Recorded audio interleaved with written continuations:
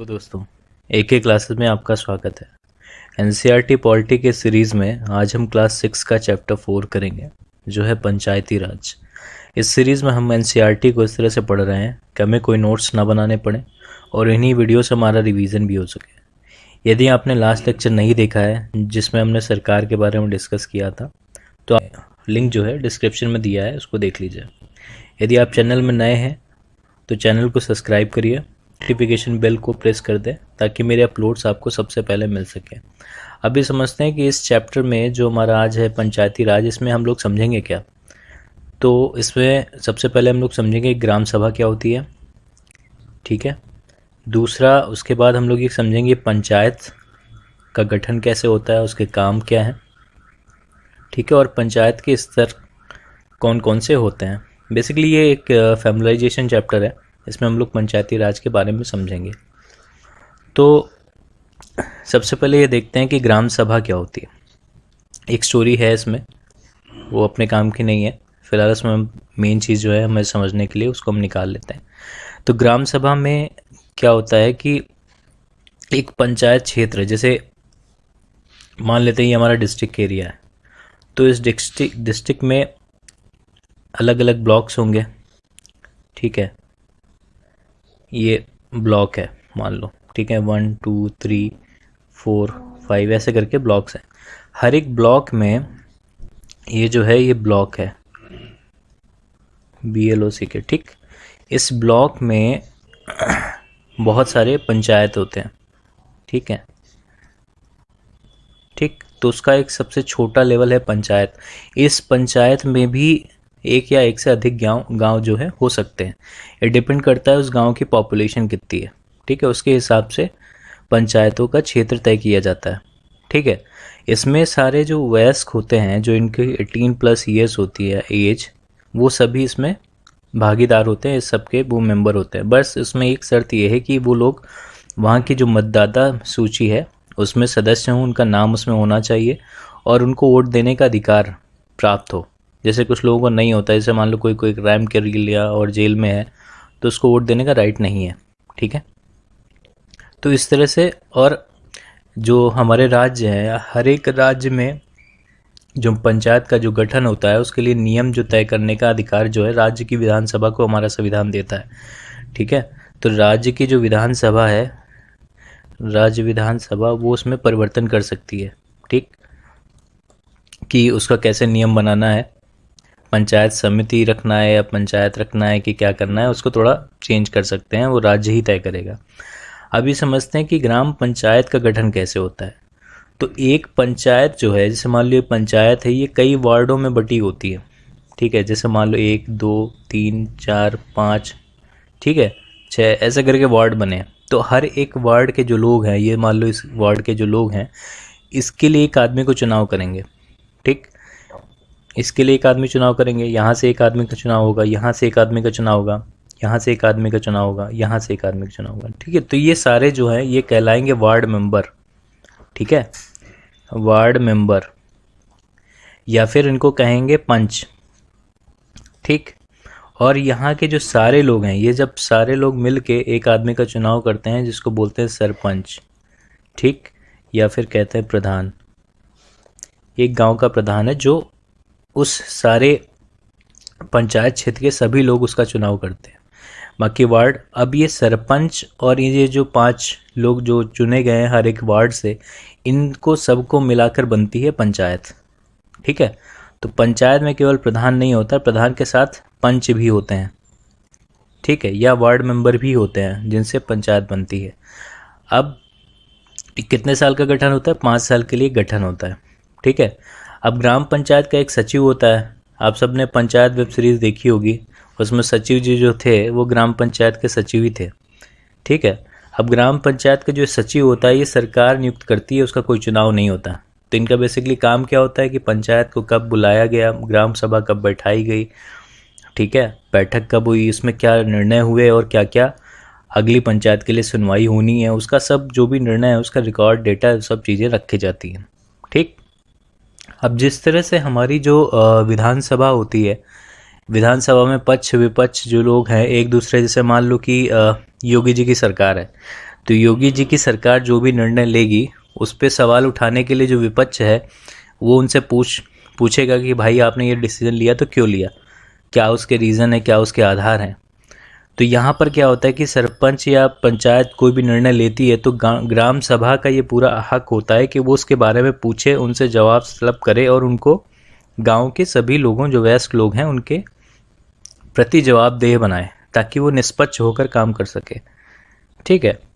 अब इसमें जैसे कि गांव के जैसे मुद्दे होते हैं कि क्या क्या उनको ग्राम सभा में काम करना पड़ता है। जैसे गरीबी रेखा के नीचे जो आने वाले लोग हैं उनके लिए सूची बनाती हैं, तो सूची भी वही तय करती है। बस ये सूची कितना रेखा है तय होगी ये राज्य विधानसभा तय करेगी। ठीक है। तो अब इसमें जैसे गांव में आगे देखते हैं इसमें कार्य क्या क्या है, तब हमें थोड़ा डिटेल में हम समझ पाएंगे कि क्या है।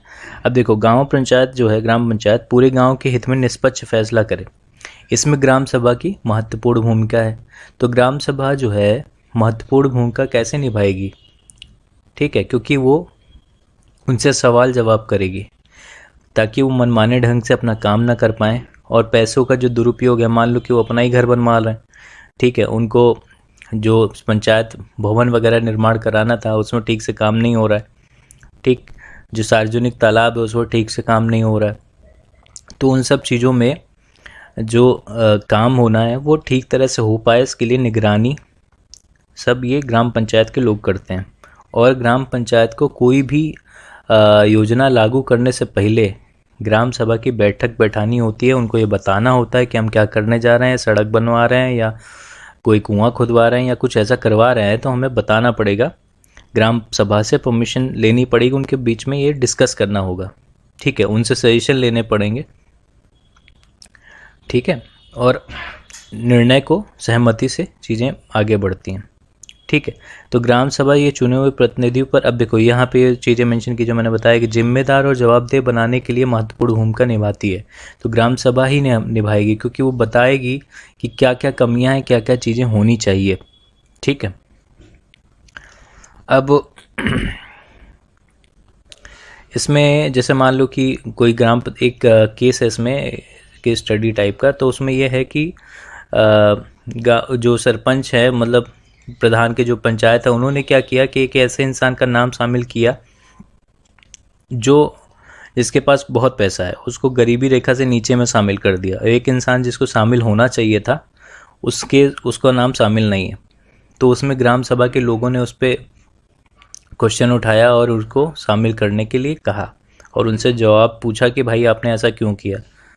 ठीक है, तो ऐसा करके उसमें सुधार किया जाता है और उसमें जो ज़रूरी है चीज़ें उनको किया जाता है। ठीक है, तो इसकी नियमित बैठक होती रहती है। इसका मुख्य काम क्या है कि उस क्षेत्र में जो पंचायत का काम है, उसके क्षेत्र में आने वाले जो गांव हैं, ठीक है, एक से ज़्यादा गांव भी हो सकते हैं, एक सिंगल गांव भी हो सकता है, तो उसको कार्यक्रम को लागू करवाना है। ठीक है, या जिला से कोई योजना आई है जिसको गाँव तक फैलाना है, तो जिला से पहले विकास ब्लॉक में आएगा, विकास खंड में आएगा, फिर वहाँ से गांव की तरफ आती है, तो उसको लागू कराने का काम हमारा ग्राम पंचायत का ही होता है। ठीक है, अब ये देखिए, ये सरपंच हैं जिनको अवार्ड दिया गया था उनके उल्लेखनीय काम की वजह से। अब थोड़ा ये समझते हैं कि हाँ, सबसे पहले ये देखते हैं कि ग्राम पंचायत का इतिहास इंडिया में कैसा है। ठीक है, हिस्ट्री में तो लॉर्ड रिपन के तब से ही शुरू हो जाता है, बट इंडिया में आज़ादी के बाद से 2 अक्टूबर 1959 को पंचायती राज की शुरुआत हो जाती है, लेकिन इसको संवैधानिक मान्यता मिलती है बहुत बाद में। ठीक है, 1992 में जब 73rd संविधान में संशोधन होता है, 73rd संविधान संशोधन जो होता है, कॉन्स्टिट्यूशनल अमेंडमेंट, तब ये संवैधानिक मान्यता मिलती है पंचायती राज को। ठीक है, इसके बीच में बहुत सारी समितियां बनी जो ये कहती हैं कि भाई पंचायत को कितने स्तर पे होना चाहिए, 3 स्तर पे होना चाहिए या 2 स्तर पे होना चाहिए।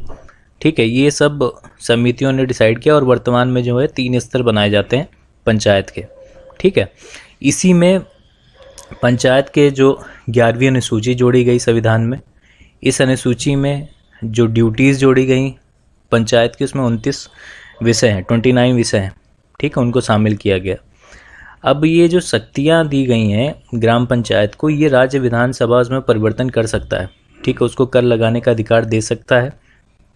ठीक है, अब जैसे कुछ काम दिए गए कि सड़कें का निर्माण करना है, नालियाँ बनानी है, स्कूल बनाना है, ठीक है, और पंचायत भवन या और सार्वजनिक भवन बनाना है, पानी के स्रोत हैं जो सार्वजनिक उपयोग के लिए भवन निर्माण या रखरखाव के लिए यूज़ करना है। ठीक, अब इस जो लोकल वहाँ का मार्केट है वहाँ पर कर लगाना है। तो ये सब ग्राम पंचायतों के आमदनी के स्रोत देख लेते हैं। इसमें देखो क्या है कि जैसे घर है, घर का हाउस टैक्स लग रहा है, बाज़ारों पे जो कर लग रहा है वो ले रहा है, तो इससे ये पंचायत की आमदनी होती है। पहले तो चुंगी वगैरह होता था, तो अब तो नहीं लगता है।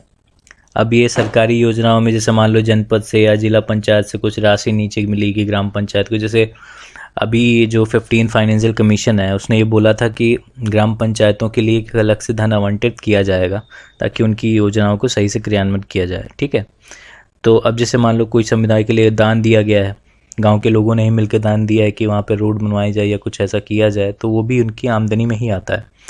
ठीक, अब कुछ राज्यों में क्या है कि जैसे कोई काम करने के लिए एक समिति बनाई जाती है।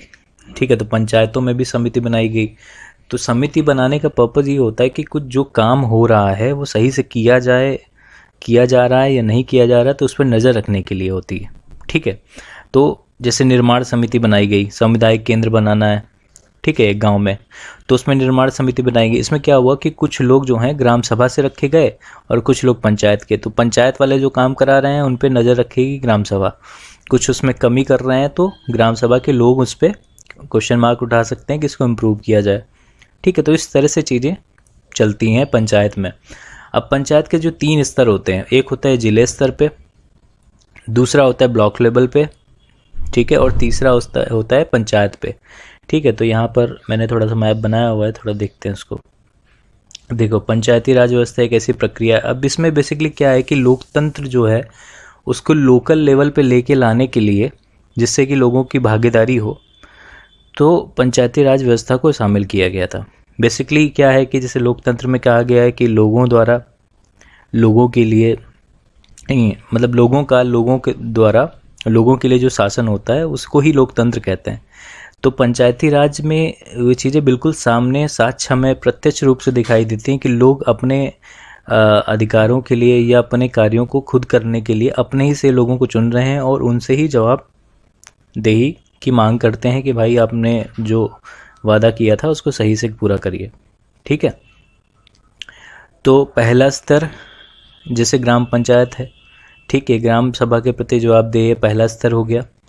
दूसरा स्तर जो है वो होता है जनपद पंचायत, और कहीं कहीं पे इसको पंचायत समिति भी कहते हैं। ठीक है, इसके अंतर्गत कई ग्राम पंचायतें होती हैं। ठीक है, ये ब्लॉक लेवल या ये ब्लॉक जिसको बोलते हैं विकास खंड पे स्तर होता है। ठीक, उसके ऊपर होता है जिला पंचायत या जिला परिषद, ये तीसरा स्तर होता है और ये एक जिले स्तर पे ही होता है।